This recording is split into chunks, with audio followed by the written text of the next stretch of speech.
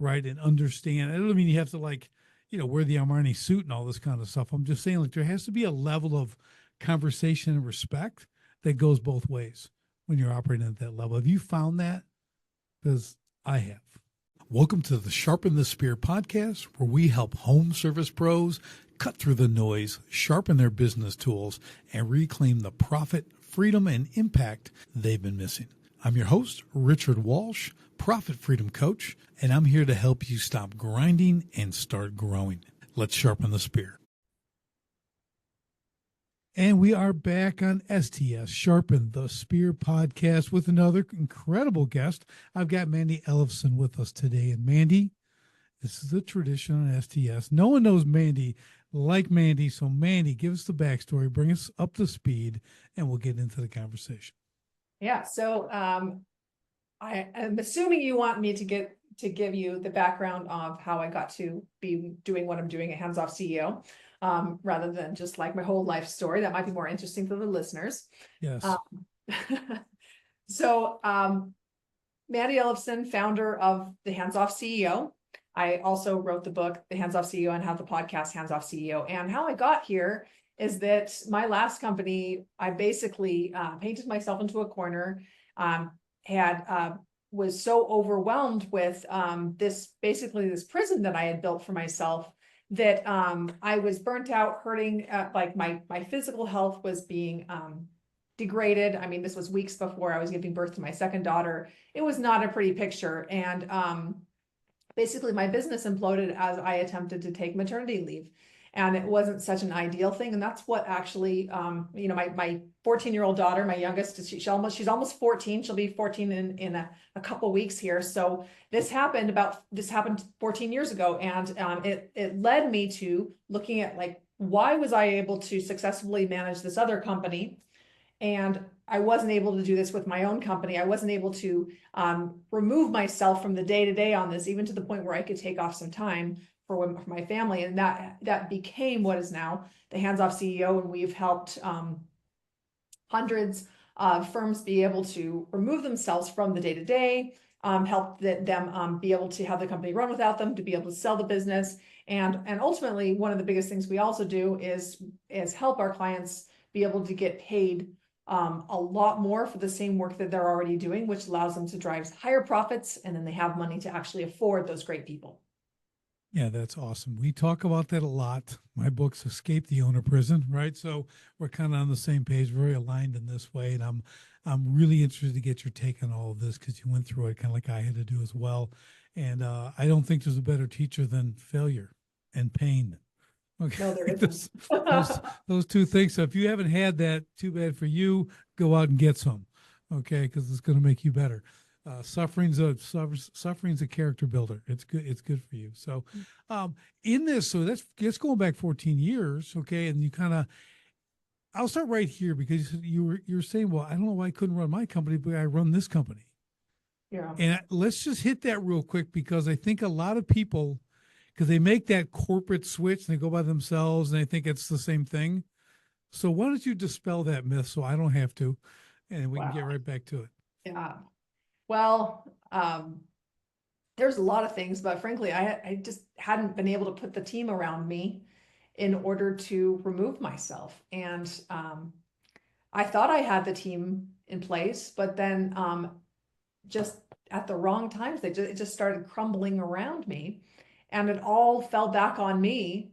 And at the same time, the structures that I had put in my business, my clients had, I realized that I had just at the beck and call of my clients. And what that looked like is that they were just taking their sweet time to get the things to me that I needed to be able to finish off those projects. And I was just desperately trying to close those things up so that I could take maternity leave.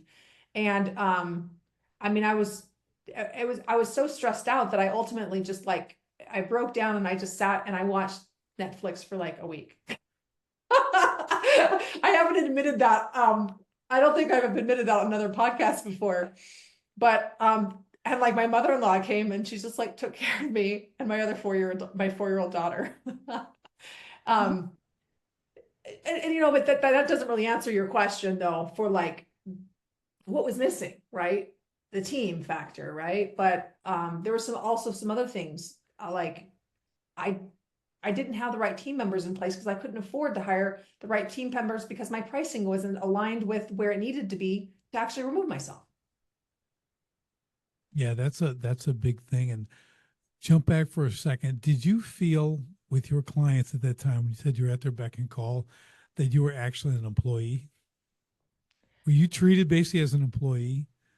Do you I feel? would say that I was, yeah, I was not an employee, like I had to go check in or anything. I was Right. doing the across the country actually, but it I hear that a lot, like they feel like they're employees, but it was very much like that. But at the time, I don't know that I actually thought of it, but for all intents and purposes, I was at their beck and call. Right. That's what I mean. Like I never thought of it either, but without the boundaries, without the Right. parameters, as a coach, I mean, you want to be there for people, but next thing you know, it's every day and every hour. And I learned that early on. I had to put all those boundaries in place as well. And there's so much more to it. That's just like a starting point. That's just Yeah. to create that, because when you're dealing with entrepreneurs, CEOs, things like that, they're used to doing business like that. They're in charge, right? So they want to get stuff done, or they don't want to get stuff done. Like you said, I think the big key was they were on their schedule because you work for them, right? They kind of got it a little mixed up. I think ultimately what it comes down to it is that you are at their beck and call if they see you as labor arbitrage. Right. Is if they're seeing you as, okay, I could hire someone to do it, or I'm going to have this person, I'm going to have this person just offload and do this. If they're seeing you like a doer, then yeah, they're going to go and treat you that way. Instead, what we help our clients do is help them be seen as a strategic partner, and help them be able to see like how working and partnering with their firm will make that will produce so much better results than them doing it by themselves, than them Right. hiring someone internally to do it for them hiring any other company to do the work for them as well. So without that positioning, though, you are at the beck and call of your clients because um, they could just go and choose someone else. If it's just a matter of you just doing the same kind of work that 100 other people could do, that's where you're at. Yeah, that's the point right there. Okay. It's expertise. They're hiring expertise. You're not going to get that from the team. I'm air quoting, right? From people working for you in different positions. They're not going to excel specifically in one area as an expert such as you or someone like me would do. And that's really, to me, that's where you have to establish the foothold, right? Like you are this person. This is what I do. Okay, that for me, I established that right in the beginning. Okay, like this is the whole thing. I'm not here to do your work. Okay, I'm here to guide you as you do your work. Right. There's a difference. So I just want to get that clear. For a lot of people, they get kind of lost in that, especially anyone new, up and coming, first year or two, and they've decided to be a consultant or change their, again, move from the corporate world. Now they're going to work for themselves and they're going to give people advice. And I've seen all kinds of different stuff, but I think it's important for people to understand, like most people are going to go through a few iterations as they learn that, Yeah. to get to that point where they can drive real value to their clients, because in the wrong position, they're not bringing value to their clients. And can I speak to that? Would Yes. that be okay, Richard? So, and I think that one of the biggest problems we can run into, and we're talking specifically about consulting in this case, but I think this fits for all different business service businesses, is that what is the transformation that you actually want to be known for? Is the transformation that you want to be known for is that, well, you know what, I'm going to save you a few hours by doing it for you. That's a kind of transformation. It's not a very compelling one because lots of people can do that. Or do you want to be known for the transformation of solving maybe a multi-million-dollar problem that they couldn't solve on their own? Now, in that case, you're very valuable, and they're not expecting you to do all the work necessarily. They're looking at you as a partner and saying, and you're actually, what we help our clients do is we actually say, well, what we help them define a path that they're of an elevated path their clients would want, and a desired future state. So where does their ideal client want to be 5 years from now? Can you paint that picture? Can you elevate them beyond what they think is possible? And when you can really paint that picture and contrast it against their painful reality and be able to describe that better than they can, now you have a different kind of conversation. Yeah, I think you have their attention is what you have. Okay, You so actually have a conversation, right? exactly, exactly. It's really important. So well said, very, very well said. And I think I see that a lot in not just business owners, but other, I'm going to use the blanket term of a coach or a consultant, that kind of thing, is they're actually not dialed in either. They don't have, like, I could ask them the same question you just said, and they won't know. They actually don't know specifically what they're there to deliver. Yeah. And that's why a lot of them struggle a lot, in all areas, not just, hey, getting paid what they're worth, but they really don't, they're not bringing something unique or specific to the marketplace to truly serve their clients. Because that's Right. what we're here to do. We're here to serve them. Well, and if I may, I'd like to actually, maybe we could make this a little bit tangible and like share an example of this. I like tangible. Yeah. So Christy, one of our clients, she was running into a point where, she was pretty bogged down in the day-to-day in the business. And it looked like, I just have too much work to do. And like, I can't scale because I have too much work to do. And when we took a look at it, what we realized is that she was working with a lot of these clients, and she was just not getting paid as much as she could compared to the level of little value that she could create.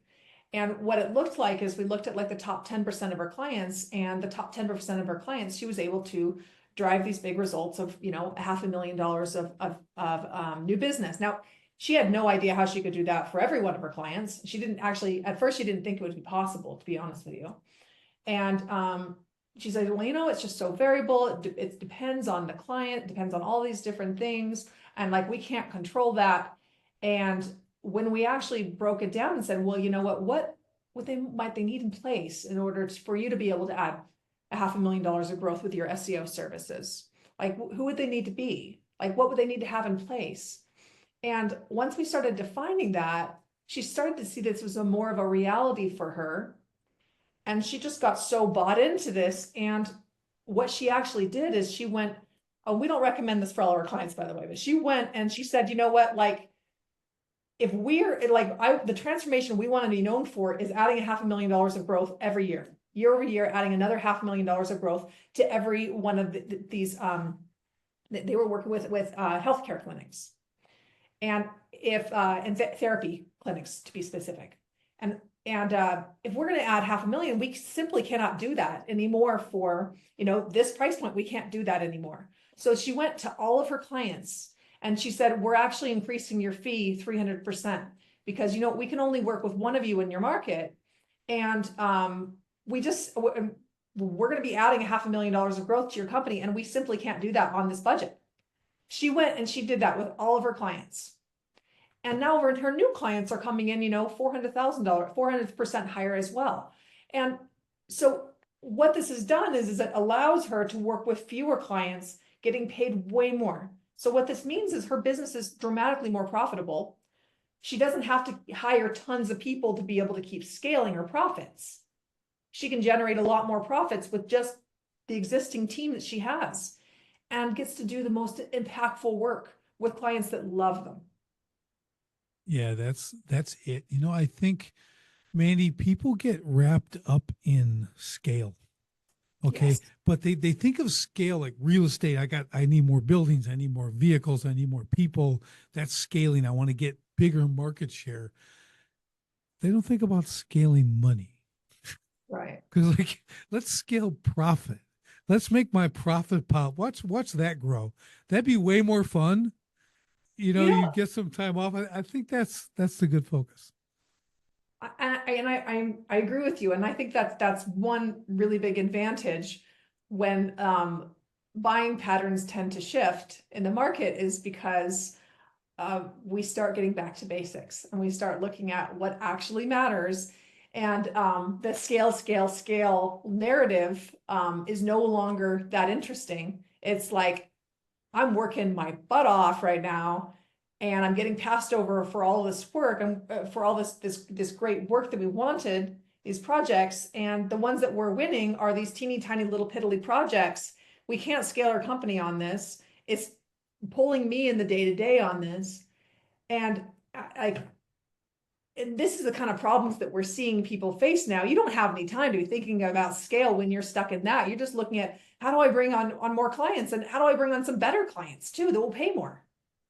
Yeah, I think it's that hustle and grind culture lie.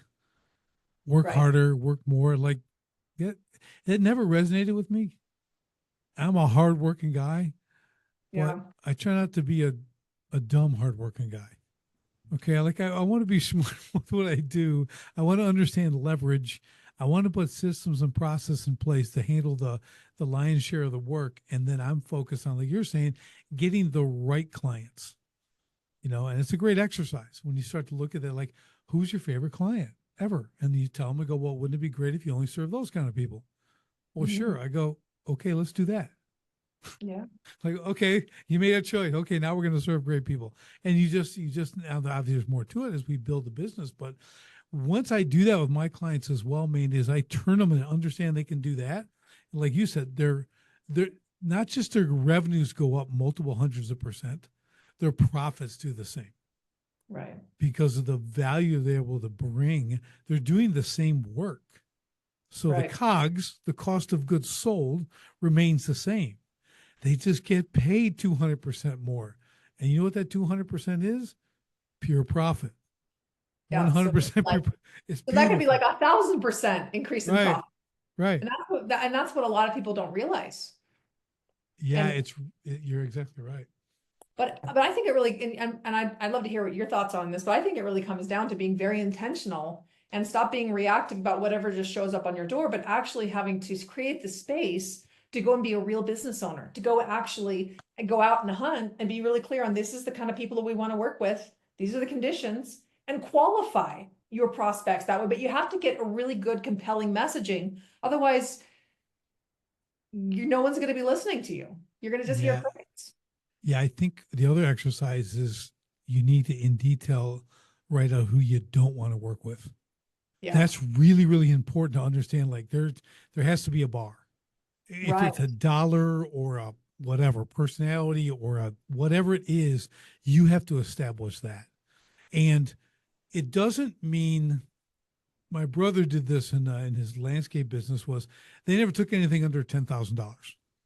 Okay. So that was like their cutoff. Okay. That's great. But what do you do with the people who had less than $10,000?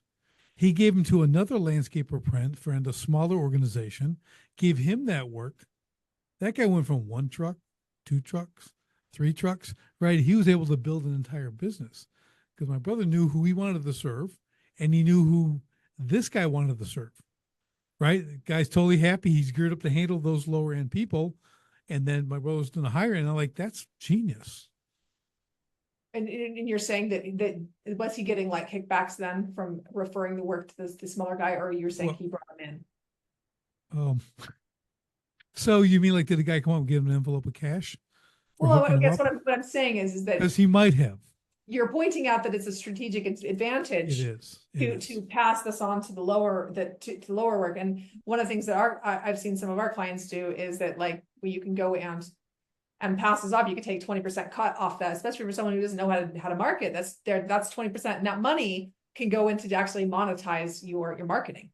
Yeah, exactly. So, and it's these strategic alliances when you understand, because not everybody serves the same clients. Right. They don't Well, want to.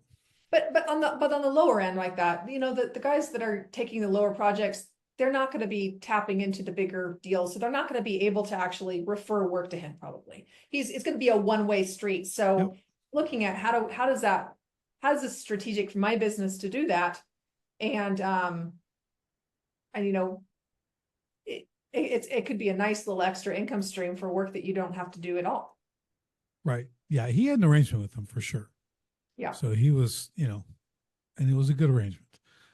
But you're exactly right. I mean, but sometimes there's also that point of you're helping out someone else on a lower level. Oh, I've achieved a certain level of success. These guys are on their way up. I got no problem helping those guys. I'm Yeah. not afraid of competition if they ever get to that point. Matter of fact, I'd be really proud of them if they got to that point. Because if they do it right, I always tell people, when you increase your value, you're driving high value, doing more than you're getting paid for, getting a high level. Anyone else who's going to work with those same clients are going to have to do what I do. It's going to be apples for apples. Okay. It's not going to be a price war. They're going to have to come up, raise their price where. And now now what are they actually looking for when they're choosing a client? They're not price shopping, right? And that's where you win. That's where you begin to win on the higher end clients. Mm-hmm. Yeah, definitely. Driving value. When I talk to my clients, it's all about that. What is the value proposition, right? Why me and not them? Okay. And it's not about the money. It's like we don't even talk about the money. We drive the value, the benefits, all that kind of stuff, how we show up, what we look like, what we do, everything, the whole package, right? And regardless of the industry, that's where you want to go. And again, it's if you don't know, like you said earlier, if you don't know who you want to serve, okay, you have to mirror those people. Okay. If you don't know who they are, how they operate, and again, if these are your 7-figure clients and you're showing up like you're going to talk to a $3,000 client, okay, you may look different, you may talk different and everything else, right? You're not going to be able to operate on that level. So you have to understand, you got to be in the circle, so to speak, right? And understand. I don't mean you have to wear the Armani suit and all this kind of stuff. I'm just saying there has to be a level of conversation and respect that goes both ways when you're operating at that level. Have you found that? Because I have. Mm. Yeah, you definitely need to be able to speak to your ideal client. And that starts with actually understanding what their pain points are. And not just like a list of some pain points, but one of the things that we help our clients do is actually look at like what does it actually look like in their world to be them? Like really being able to define before, like what does it look like? What does their world look like before you work together with them? And what does it look tangibly after? And within that, there's oftentimes like this cycle, and we see this cycle. I'll just give an example here for our clients, and it's important to use their language. If you don't use the language of your clients, then like you said, like you're not showing up at their level, and they're not going to be able to hear you. And it's also very helpful. I mean, to your point about the you needing to know who is not a good fit, because you want to use language that's going to repel them. So for example, I've used the word tribe. Anyone who finds that word triggering, I'll say, thank you, no thanks. And it's great to use that. I mean, that's an example. I've actually had someone, I've seen someone use that, like, tribe that's insensitive. I'm like, perfect. You're not our client. I'm glad that you said that, right? But anyway, back to this cycle. It's this understanding. So one of the things that we see that we describe in this each of our clients, they have a cycle that this insanity, we call it an insanity cycle. Like, what is this insane cycle that your prospects are going over and over and over again? What is the root cause issue? Because once you understand that, then you actually, then they're going to be able to feel gotten and feel heard in a way that they have never felt heard before. So for example, our cycle, very simple, is like sales happen, and then you get overwhelmed. And then the team gets overwhelmed, the CEO gets pulled in, and then now you're looking at we're over capacity, should we hire? So you look at, do we choose quality, or do we choose the highest quality skill, or do we choose profit? And you're kind of stuck in this, like, well, we need to make money, so work with what you have. So then you go in and you hire the team members that aren't quite at the level that you need them to be. So you have to jump in and fill in all the gaps. And then from there, what happens is your cash flow is dropped while you're stuck in the business here, and you're going back to work on the business, and you're waiting for the sales cycle to catch up, and you wait, and sales happens again. And it goes through this cycle over and over again. And this is the entrapment cycle that we see. And I define this in my book, The Hands-Off CEO. And so that's the cycle that we see our clients go through, but we help our clients to be able to define their own cycle in that way. because then they can actually show up in a way where their clients really get it.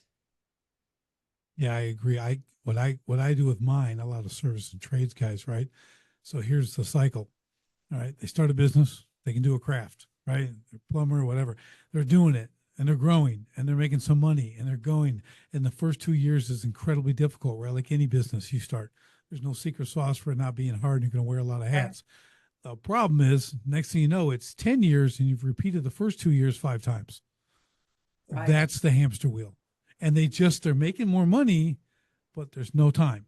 There's no quality time. There's no family time. It's just keep running in the same thing. They never get to free themselves from that. So very similar, right, to your And guys' that's a great cycle. way, and that's a great way to describe that. Exactly. I love that. And it sounds, see from that, what you just shared, Richard, it's clear to me that you understand the traits, you understand what's going to happen. And to the level where like, are you inside my head? Like that's when you know you nailed it.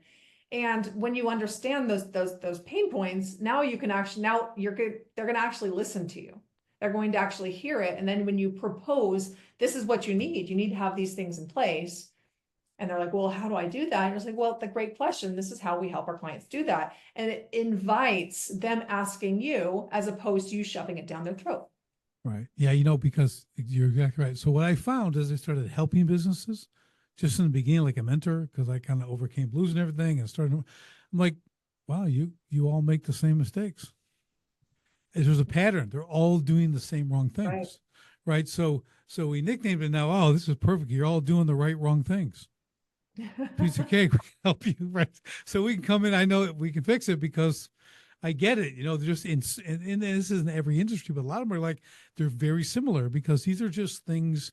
Again, it's kind of the whole makeup of the business and the owner and things like that. Nobody knows everything, right? No. So the things you don't know and you don't have time because you're doing so much in it, you're never going to learn or even get aware of, and that's what's going to kind of sink the ship. So, yeah, we see those pretty quick and able to do it. Like you said, when you speak to them, you just come in and point to things. They're like, oh my God, well, that's because you're in it. I'm the outside eyes. I come in and see it. So curious, Richard, I'm just kind of flip this. Now you clearly have a great deal of expertise around the trades and being able to help them remove themselves out of it and grow it.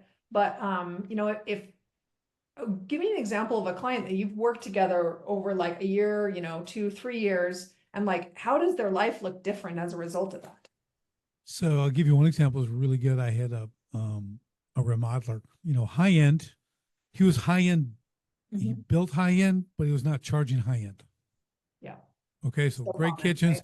Right? Average kitchen price was $43,000. Okay. When we started trying to do 12 jobs, everything else time, I'm like, oh, wow, that's a lot of jobs to do at once. So I was doing about $2 million a year. And I said, would you be okay if we only did 4 jobs at a time, but we made twice as much? And they, okay, yeah, I could do. Okay, so here's what we're going to do.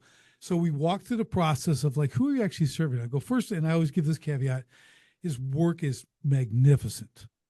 He's not some bath fitter, it's not some schlock. This guy's high, beautiful work, attention to detail. I'm like, you're serving the wrong people. In less than a year, Mandy, okay, by deciding who we're actually going to serve, who we're going to talk to, his average kitchen price went from $43,000 to $93,000. Okay, in the year. Now that's cool. He's got 5 kids and a wife. All right. He's been working 8 years now at this business. Right. Now we're like, now you need to systemize. Now bring this on, do this, got the 4. So here's the victory. His wife called me. I said, Rich, I just want to tell you, we just spent 2 weeks at the beach with all 5 of our kids, and he was never on the phone. 8 years, never thought that was going to happen. Okay. And he was present. He was present. Go, that's the outcome that I look for. I just call it saving families. That's all I call it. And that's beautiful too, because here's the thing is that so many companies, they're running a service, they're stuck in the day-to-day. They think, I just need to hire, just need to find more people. I just need to replace myself and clone myself. And essentially what they're doing is they're just trying to speed up the conveyor belt on something that's already outputting broken stuff, right? So instead, you're like saying, well, how do we be able to actually optimize this to get better output from this? And you say, well, we're going to do 4 jobs instead of 12 jobs. And what this does now is that This is extra pure profit, Right. extra pure profit on this.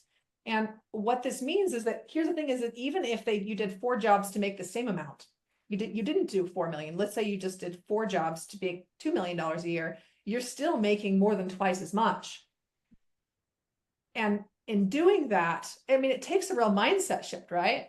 Mm-hmm. But in doing that, you now have a business that's simpler, that allows you to be able to hire higher quality people, because that's the real ticket to replace yourself, is you have to have the profit margins to replace yourself, to hire really good people. And in his case, he probably have subs that are helping him with it.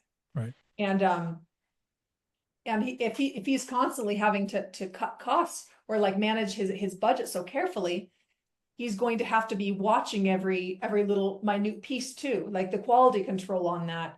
And the other thing too is like, if he's working four jobs instead of 12 at a time, like how does the quality of service increase, as far as are they having clients that are just being dropped off the schedule constantly back and forth in the middle of a renovation, which like, Mm-hmm.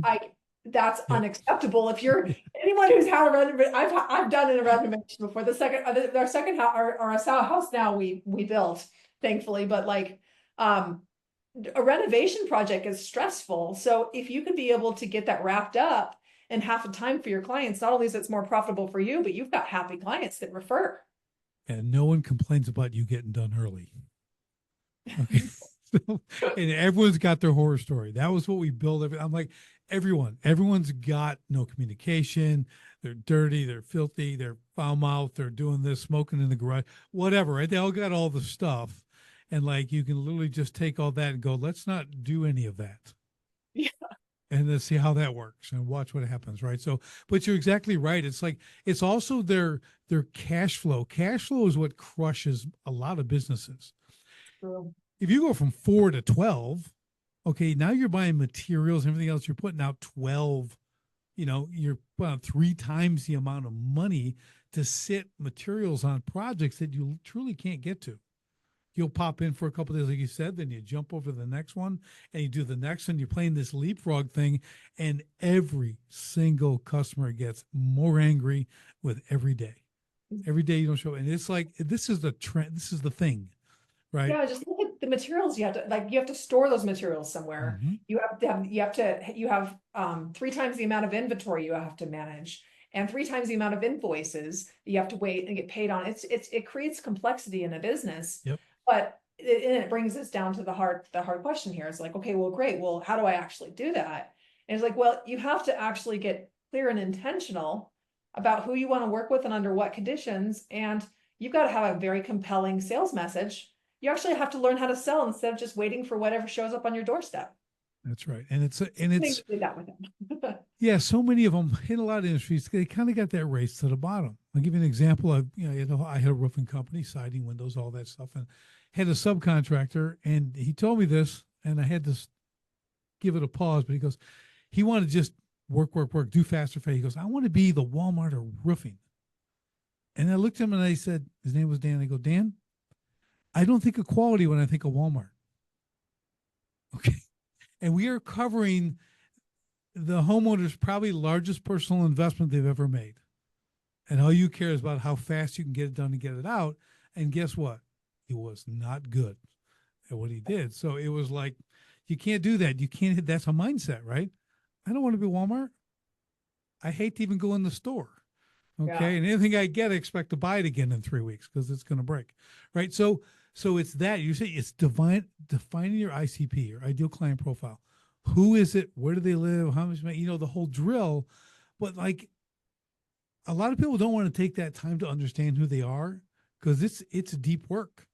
Right. It is. It and really when you're is. stuff in the day to day, how do you even find the time to do that? I think that's a big part of the problem is that, the client that you're describing with the 12 jobs at any given time, that is like a madhouse. How do you even stop and take the time to be able to do that? And, like one of the things that we've done with our company is we have hands-off CEO retreats 2 times per year. We invite out a handful of our clients and sometimes some new folks that still are just being introduced to our work, but we help the CEOs be able to carve out that time and to really be working on that mindset. So they're not just doing a race to the bottom, so they can really create from abundance. And that is what that's that work that takes some slow thinking. It's a different way. It's a different brain waves that you're even thinking in. Yep. And we take them around walking in the woods and take them out to Zion National Park. And we create an experience where they actually can be able to be in abundance. And that's what allows them to be able to go and add, hundreds of thousands of dollars of profits. Yeah, I love that. It's so important to do that. It's just like taking time for vision. You're a founder, you're a CEO, you have to go away, okay, whether it's once a month, once a quarter, whatever your thing is. These retreats are phenomenal, okay? Right. And you get out and you disconnect, from the phones and all that kind of stuff. And then you start to, you got to dream again.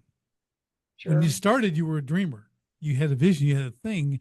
So we always work with our companies to create the strategic vision for the company. Where are you going in the next 18 to 24 months? That everybody's going to know where you're going, how you get there, right? But again, they need the bandwidth to do that. It's very difficult for a lot of them because they're so mired down in kind of keeping the engine going. They don't have time for that. That's just, to them, that's nonsense. I got to work here. My hands are too dirty, turning wrenches. Yeah. And it's the challenge. And once you break them free of that, like I'm sure you've done many times, obviously, but same thing here, when they get that, you can pull them to that experience, to that retreat. They'll come to every other one you have, because it was that good. I mean, you get revelation, you see revelation in these people.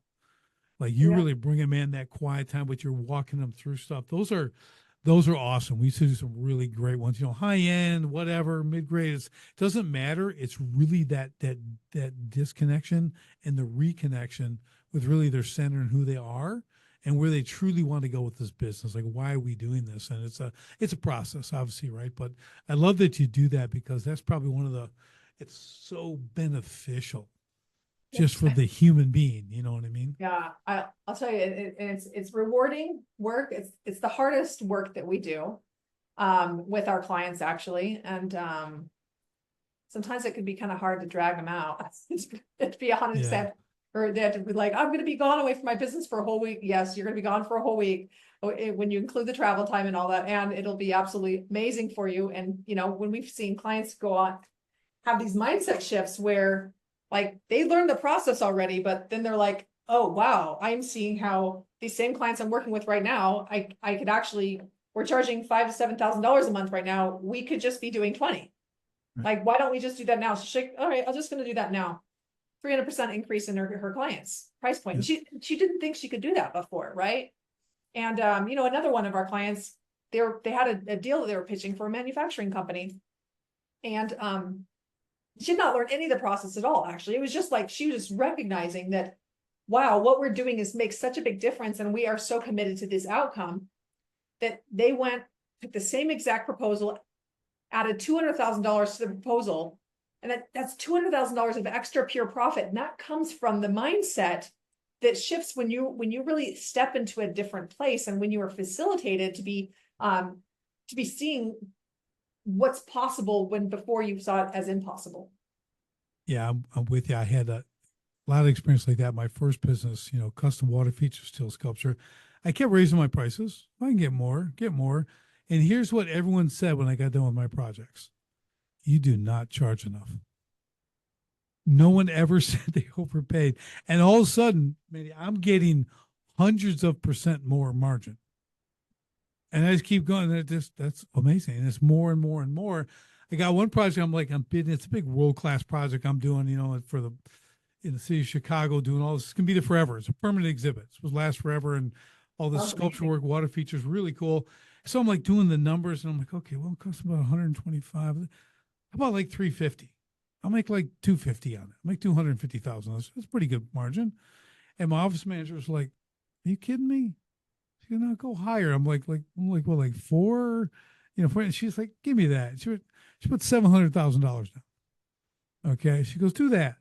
And she goes, then we'll add some more on there. Just throw another thing on there they can throw away. They're not going to do. So I added like 75,000 and I got it. And they were super happy. She goes, I'm like, sometimes it takes other people to explain your value. Well, and here's the thing is like that works pretty well with some firms with they're ready, they're very underpriced and they know they're underpriced. But one of the things that I've seen is, and maybe you have too, is that they're like, well, you know what? I know that like people say that we've had our clients say that they're underpriced, but then when we go and actually ask for more, people don't want to pay it, or they go choose someone else. Do you see that? I do if they don't prepare to do it correctly.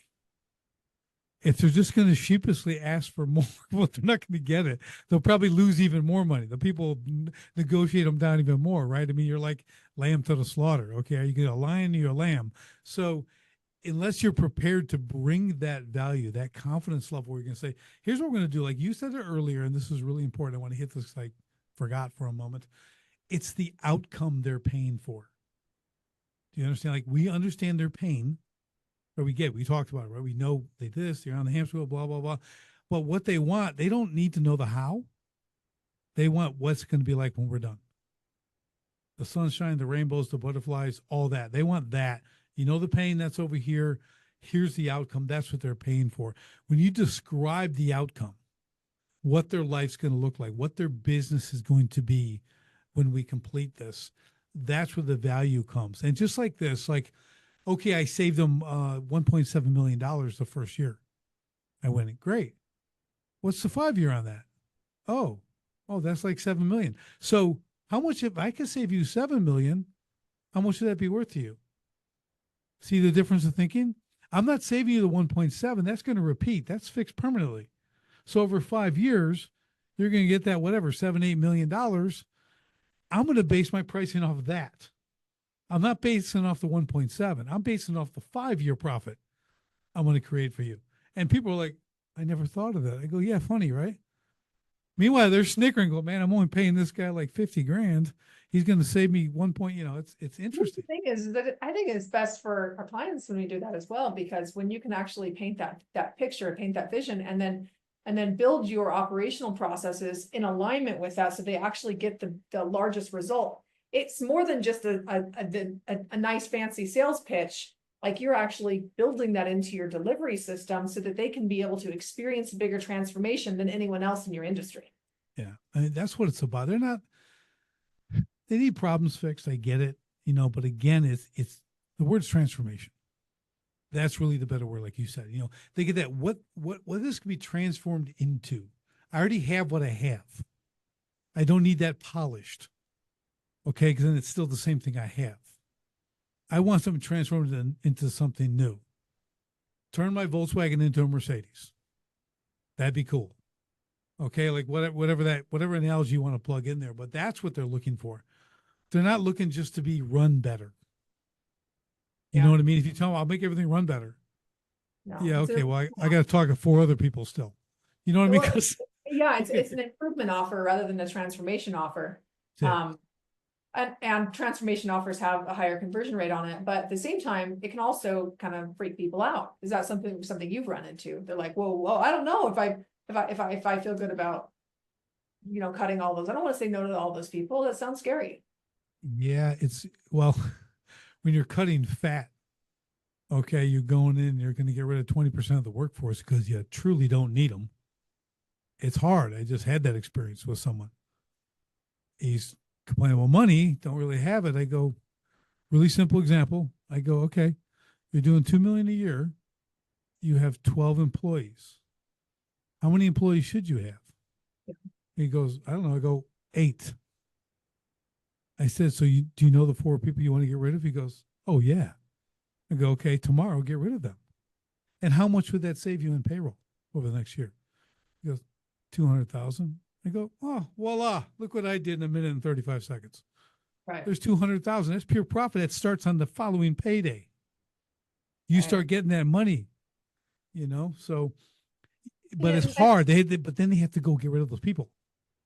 Yeah. Then that's the thing is a lot of times growth comes down to doing the thing that you don't want to do. That's exactly it. And but this is also this is the power of the coach. Okay. From the, however you want to look at it, like we have to be the rock. We have to be the ones that, no, you have to do this. I know it's not easy. I'll walk you through it, but you're going to do it, because it's what must happen. And this is why you've brought me on, because I can see this unemotionally where Yeah. you can't. And once you can explain it to them like that, they start to realize you're right. I go, listen, man, this is yours, man. You grew this from nothing. All right, I get it, man. You're holding on. Yeah, they're families, they're people, they're all that. But dude, you got a family. You have people. You have the other people that are still here. You're going to keep that want to thrive. And if there's a drain of 6, 8, 10, 12 people over here that draining it, I go, you're actually affecting them worse. So you're doing the company really you're really taking them to the next level by eliminating this. We'll just call it dead weight for lack of a better term. It's just how it is. So that's where you got to be good as a coach. You have to be confident. You have to know like this is the right thing to do, because they'll give you all kinds of justifications. Why they have like my guy, he didn't get rid of those people. I'm like, okay, I Yeah. don't want to hear money issues again. Yeah, well, and it sounds like you really have it dialed in with the trades businesses that you've run the company. You said you've had a couple of companies now. You said you did I roofing. did, yeah, yeah. I'm just straight coaching now, but yeah, Yeah. a roofing company, on a gym, custom water feature and things. So I'm a little diverse, but yeah, it's good. I know, I love it. We had a big water I would say the water feature. It's a gigantic swimming pond with like fish and sand and everything in the Yep. backyard. And like when you were talking, I'm like, oh, I know what type of companies you're talking about there. Like very specialized, right? Yeah, I made saltwater swimming pools, brick paver bottoms, boulder sides. I mean, boulders, 2 tons, 3 tons, Wow. waterfalls. I mean, you're swimming and stone Cool. steps. Yeah, it's like you're in a giant quarry, and it's just amazing. They're so cool, Mandy. I had a client who's actually, he was my CPA, put one in his house. He can't even swim. Okay. So we made it 4 feet deep, the whole thing, so he could float around drinking a martini on his little raft. Okay. But like, that's how cool they are. So it's like, No, I it's want one of I those. They're totally get awesome. it. Yeah. And I invested in it because like I love how it feels to have it in my backyard and the big windows are going right out to it. So it just feels really good to have it there. Yeah. Yes, that's it. That's what everyone says. It is a, it is a, it's a feeling. It's life, man. It's tranquility. It's everything. It's just the Right. coolest thing when you got one, especially if I built it. It looks like it was there before the house. Looks like it came from nature, and it's really awesome. And it's just like, That sounds amazing. yeah, it's cool. So, but yeah, but see, I had to do the same thing right in my business. I had to bring that value.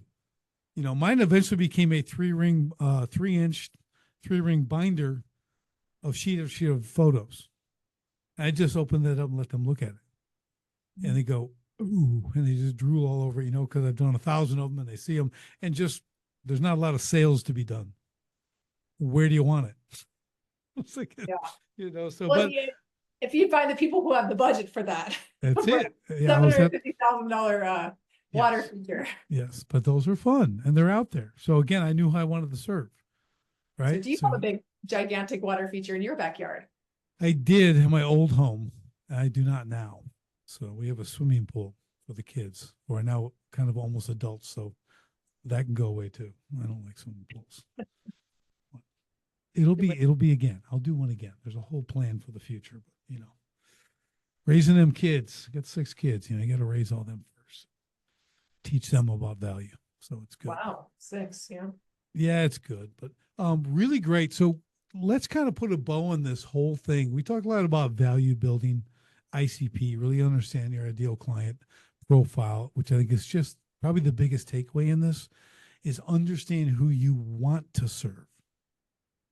Right, really define that. There's a lot of exercises for that and things like that you can do, from worksheets to whatever. But on your end, what's kind of the top 1 or 2 takeaways when we're talking about increasing this value, getting paid what you're worth? How do you kind of dial that into 1 or 2 things, Well, if possible? First of all, I would reframe it instead of saying it's based upon what you're worth, and instead look at what is worth, what is the transformation worth? Because you, me, our worth is infinite, and I believe we are children of God. We have infinite value, and we can't put a price tag on that. We can put a price tag though on the transformation and the value of that transformation. So let's get it away from what it is about us, because it's not about us. It's about Right. Because sometimes you could actually be charging way more than what you actually are worth. Your services are worth, because you're ripping your clients off because you're not Right. delivering so I know you work with a lot of trades. We work with a lot of service-based companies where they're offering some kind of advisory service. So for us, it's looking at you really defining what kind of transformation do you want to be known for, and looking at that and saying, who can we deliver that kind of transformation for, and under what condition? And then when you know that, then you can actually build that hit list of who you want to be working with. Then you can be able to build that really compelling messaging so that sales really becomes effortless, because all you're doing is just qualifying whether this prospect is a good fit to work with or not. And your messaging is so compelling that you really get to cherry pick the clients that you're working with. And that's what allows you to have the business that has more simplicity and allows you to be able to scale your profits without necessarily scaling your headcount. Yeah, that's awesome. Yeah, you're exactly right. Really focusing on the transformation. I mean, that's what you're selling. Again, you aren't selling you. You're exactly right about that. It ain't about me. It's the Yoda Luke Skywalker thing. Yoda's just a guide. And one of the things that I would even add to that too is really defining the transformation. And not, it's one thing to be able to define the transformation when someone shows up on your doorstep and you can say, oh, well, we could do that. This is what the transformation would be worth to you. It's looking at what is the minimum transformation that we're going to be creating for this type of client, so that your marketing messaging actually matches that and actually will repel the people who aren't a good fit, and that will pull in the right kind of people, so that when they see your messaging, they're like, yep, this is exactly what we're looking for. And they will invest accordingly. Yeah, now we could do a whole nother show on messaging. I guarantee you. Okay. That's a huge thing we didn't even get into, but that's like your next step, like fine tuning and really creating the right messaging for your brand, what you're offering, whatever that is for your clients, things like that. That is a major component of successful, we'll call marketing, right? Like really having people understand who you are and what you do, what that transformation is, right? To even get them to like make a call, right, and begin that process. So that's really good. I'm glad you hit on that. So, with that being said, this has been. I told you you're be an incredible guest, and you're an incredible guest, and we had a great show, and this was fantastic. So, how do people, the drill, get in touch with you, follow you, all the happy stuff? So you can always reach out on LinkedIn. I post a lot of content on LinkedIn. Mandi Ellefson, MandiEllefson. So if you want to look me up on LinkedIn, Hands Off CEO is also an easy way to search for that. Go to our website, handsoffceo.com, and we have some great giveaways there to teach you, to help you be able to uncover your invisible advantage. And I also have an executive briefing that we do on finding your invisible advantage. So that's something else that you can find at handsoffceo.com.